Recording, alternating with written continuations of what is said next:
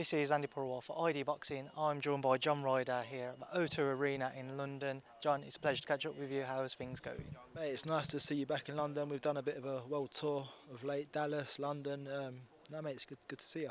It's always a pleasure to catch up with you, and it's been a while since we did, and now you have a massive fight coming November 26th, you versus Zach Parker here at O2.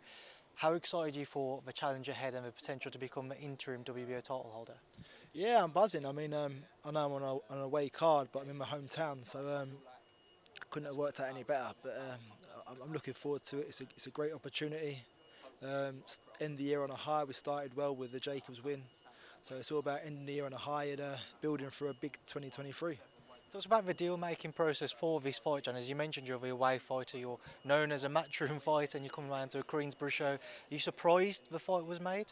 No, I'm glad that we showed that the gap can be bridged, or bridge the gap, whatever. But listen, we got there. The offer was good, so why can't we work together? Talk about Zach Parker, John. How much of his career have you followed, and would you ever have thought at some point you would have crossed paths? Listen, I think at some point everyone in the super middleweight division, your paths can cross, and he's been doing well in recent times. He's put himself in a great position, so it makes sense. I mean, I was looking for other options, and the Jaime Munguia fight, the Andrade fight fell through for him. So, listen, it makes sense. Talk about the Jaime Munguia fight, John, because there was a lot of noise being made about that in the background. Things seemed to be close for a fight between the pair of you, and for whatever reason, it just fell by the wayside. Yeah, I think initially it was targeted for October 29th, and we was keen for it. We was working towards it, and then things went quiet. And then, sorry, lost train of thought. And then just went quiet. I think he had a contract dispute with DAZN. Then the Berlanga fight come on, and it seemed like an interesting option. Meanwhile, the Zach Parker fight had been offered, but we was looking at other options, and obviously the thing with Andrade happened, but I think it's worked out for the better. Everyone loves a domestic clash. They do indeed, but how frustrating was it to have obviously committed time to all of those potential fights? And I'm sure on the back of the Jacobs win in February, you thought this was it, this was your chance to really kick on. You get the chance to in November, but maybe a bit longer than you would have liked to. No, listen, it's been a great year. I've got to spend quality time with the family. So that's a blessing in itself, but I was ready to get back in the gym when I did, and work towards a date. Zach said to me the other day, I did a Zoom interview with him, he's confident he'll be able to stop you. He's coming for the knockout, he's got those intentions. I just want to get your thoughts on that, and do you have any not concerns, but are you wary of all of his power? Listen, I'm sure he's got power. He's got, I think, 16 knockouts from 20 wins. I'm pretty sure Callum Smith come with the idea of knocking me out, Bilal Akwe, Rocky Fielding, but they couldn't, and we all know how that went. He also said that it was close, your fight with Danny Jacobs. Maybe felt you got a little bit fortunate and lucky in that fight. Do you feel that maybe people are starting to overlook you, or maybe feel you're on the downward side of your career?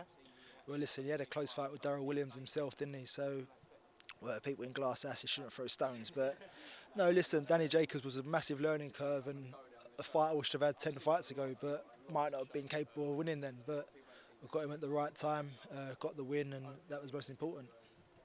This fight with Zach then, John, how are you anticipating it playing out when you're in the ring? I think he's going to come to try and put a show on and get the grandstand finish, but I've seen this all before. I've been around the world fighting. There's not many styles I haven't been in there with. I was blessed today to spar with Zach Chilly, who's a very strong, come-forward fighter. So, I mean, we're getting all the right sparring in place and looking forward to it. We've spoken about the knockout on Zach's behalf. Is this something that's been on your mind at all? As we mentioned earlier, you're the away fighter coming onto a Queensborough show. Have you thought about if it was to go the distance, if the scorecards might not favour you? Yeah, I think it's always the way on an away show. Technically, on the last match from Shah was the away fighter. Jacobs was the home fighter in the home corner. So, albeit being in London, I got a decision there. So you've got to have faith in the judges. The British Boxing Board of Control hold the judges to the highest standards, so I'm sure they'll do a good job. But listen, if the knockout comes, the knockout comes.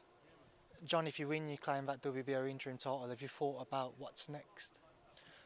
Listen, there's plenty of big fights out there. There's the option of the Jaime Munguia fight will still be there, but more on my terms. Obviously, Canelo's got the belts tied up, and who knows how long he'll be out for. But I'll be sitting in a good position with that belt around my waist, and there'll be other good fights out there for me. John, another name which was mentioned and linked with you was Billy Joe Saunders for a potential comeback fight, and that all seemed to again go quiet. Can you just enlighten me what happened with that? Yeah, no, it got mentioned. I think they said he wouldn't be ready till the new year, so that just went on the back burner. But listen, I don't mind going over old ground and righting a wrong from last time. Again, just kind of linking to Zach, I was speaking to him the other day, and when he looked at what could be next for him if he's successful, he mentioned Chris Eubank Jr. Now, of course, you know, Conor was due to fight him, and that's all still ongoing. We may still see them match up down the line, but would you entertain a fight with Chris Eubank Jr. yourself? Yeah, I mean, I don't think he's a 168 fighter. I think he's confident at 160 and well able to make it. He was obviously going to fight at 157 last time out, and I think he pretty much made the weight, didn't he, on the day before. So I don't know if he's got any business at 168, Chris Eubank Jr. He's done what he did there, but listen, he's got big fights at 160, so we'll see.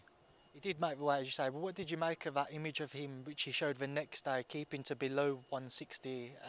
It certainly seemed to look like it wasn't comfortable for him. Yeah, I know, but you see loads of these fighters, they get on the scales like a Skeletor and they come in like the Hulk the next day, so I'm sure he's done it and done it well.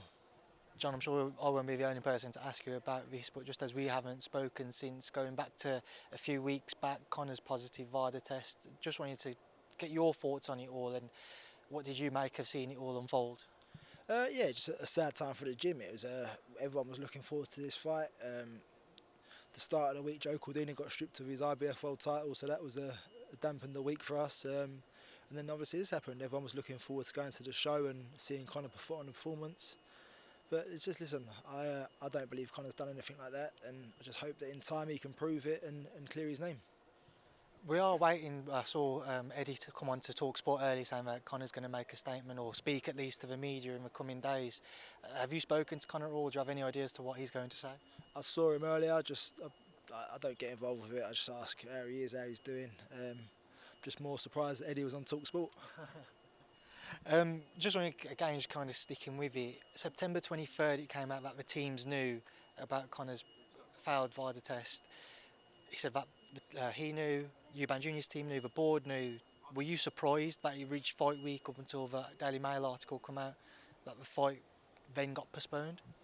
Yeah, I suppose I don't know what happened, but listen, I'm sure if Matchroom got told that they had to stop the fight weeks before, then they'd have saved themselves tons of cash and hotels and whatnot. So, listen, I'm sure everything was done to the letter of the law, and it's worked out the way it has. On a personal note, for you, John, do you feel like it could have maybe or should have been called off sooner? It's hard to say. I mean, different promoters will tell you different things, but it's like being a publican. You know people are probably doing drugs in your toilet, but as long as you don't see it, it's not a problem, is it? And as long as the police don't burst in and catch them at it, it's not an issue. But as long as it goes on and no one gets hurt, then it's not a problem. John, one other thing I want to touch on it all was, over social media at least, some people started to question the gym, and I did an interview with Joe Saunders and I mentioned it to him, where people started to raise a point of he was never looked at as this knockout artist, and then he produced potentially the knockout of the year against Kenichi Ogawa. What were your thoughts of anyone who was questioning the gym? Well, I think Joe's resume speaks for itself. He's a former Olympian, do you know what I mean? And he's been going to a few people in his last fights. So, yeah, I just think it's easy to jump on a gym when you've always had this positive test. But listen, if that's all you've got, then keep bringing it. Also want to get your thoughts on this Dr. Usman Sajjad. Now, I've had no personal dealings with him, but he's come out into the light that he's worked with Conor for this fight, linked with other names such as Tyson Fury as well. There's also a video circulated of him suggesting ways around doping within the sport. I'm sure you know that video I'm on about. Yeah. Have you come across Dr. Usman Sajjad in the gym? Have you got any knowledge of him? Have you worked with him at all previously? No, I've never worked with him. I saw him once in the gym and he seemed like a reasonable fella. He seemed all right, but listen, I don't think Conor's not someone that trusts people easily, so he wasn't working with him nowhere near long enough to trust what Dr. Usman could or couldn't have said to him. So I think people are really clutching at straws. I don't think Dr. Usman held himself in the best way, deleting his accounts, but listen, he obviously knows the way around things, but listen, in this sense, it's not happened. How do you expect to see it all unfold, John? Just hope it unfolds in the right way, and Conor gets his name cleared. And I'm not sure he ever will clear his name because people are on his case massively. But I hope that people can just come to the agreement, agree to disagree, that he's innocent and he deserves to be given a fair shot. Well, John, that's perfect. I know there's people queuing up to speak to you as well now, so I'm going to leave a final word to yourself. Anything you'd like to say to the fans ahead of November 26th? Thank you for coming out. Look forward to putting on a show for you, and come and support. Perfect. John, I appreciate your time. Thanks for speaking to me in ID Boxing. Cheers, mate.